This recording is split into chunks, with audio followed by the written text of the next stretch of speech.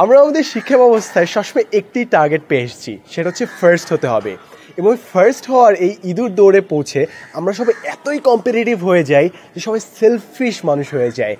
এমনই সেলফিশ হয়ে যায় যে তারা নিজেই খালি কাজ করতে চায়, অন্যের কাছে হেল্প চাইতেও কার্পণ্য বোধ করে। কিন্তু আমরা যতই বড় হব আস্তে আস্তে দেখবো আমাদের লাইফে একসময় আসবে যখন আমাদের কাজ করতে হলে অন্যজনের হেল্প লাগে, অন্যজনের উপর ডিপেন্ডেন্ট হওয়া লাগে। আমাদের লাইফে এত বড় বড় চ্যালেঞ্জ আসবে যেগুলো কোনোভাবেই নিজের একার পক্ষে ট্যাকেল করা সম্ভব নয়। এবং তখন যদি আমরা এরকম স্বার্থপর মানসিকতা নিয়ে থাকি তখন কিন্তু মোটেও আমরা আগাতে পারবো না। স্কুল কলেজে আমাদের টার্গেট ছিল হচ্ছে ফার্স্ট হওয়া, সবাইকে টপকে ভালো রেজাল্ট করা। কিন্তু ওই সেম জিনিস যদি আমরা কর্পোরেট ওয়ার্ল্ডে নিয়ে যাই, জিনিসটা কিন্তু সম্পূর্ণ আমাদের হিতে বিপরীত কাজ দিবে। কারণ কর্পোরেট ওয়ার্ল্ডে গ্রুপ ওয়ার্ক লাগে, বাট কর্পোরেট ওয়ার্কে যেটা গ্রুপ ওয়ার্ক, এক্সাম হলে কিন্তু সেটা চিটিং। সো আমরা অ্যাকচুয়ালি আমাদের শিক্ষা ব্যবস্থায় কখনো গ্রুপ ওয়ার্ক শিখি না, কীভাবে মানুষের সাথে একসাথে কাজ করতে হয় সেটা শিখি না। অ্যান্ড ইভেনচুয়ালি আমাদের লাইফে এটা বড় একটা ঝামেলা হয়ে যায়। ফর এক্সাম্পল, আমি আমার পার্সোনাল কাহিনী বলি।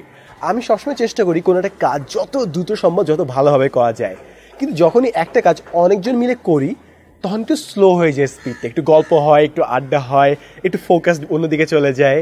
সো আমি সবসময় চেষ্টা করেছি অন্য হেল্প না নিয়ে একাই পুরো কাজটা করা। ফর এক্সাম্পল, এই ভ্লগ রেকর্ডিং থেকে শুরু করে এডিটিং পুরো জিনিস আমি একাই করি, যেন অন্য আরেকজন না লাগে, যেন ফাস্ট কাজটা করে ফেলা যায়। কিন্তু ইভেনচুয়ালি আমি দেখলাম আমি যতই বড় প্রজেক্টে হাত দিতে চাই না কেন আমি পারছি না। কারণ আমি এমন একজন মানুষ দরকার যে এডিটিংটা করবে আমার সাথে, এমন একজন মানুষ দরকার যে আমার সাথে প্ল্যানিংগুলো করবে। এবং এখন আমি বুঝছি যে একা কোনোভাবেই সম্ভব না। তো আমি এখন প্রতিদিনই খুঁজি যে এমন কোন মানুষ আছে যাদের সাথে আমি কাজ করতে পারি, এমন কোন মানুষ আছে যাদেরকে আমি শিখাতে পারি যেন ওরা আমার সাথে কাজ করতে পারে। এবং সবথেকে ভালো লেসন পেয়েছি হচ্ছে আমার ক্লাসের গ্রুপ থেকে।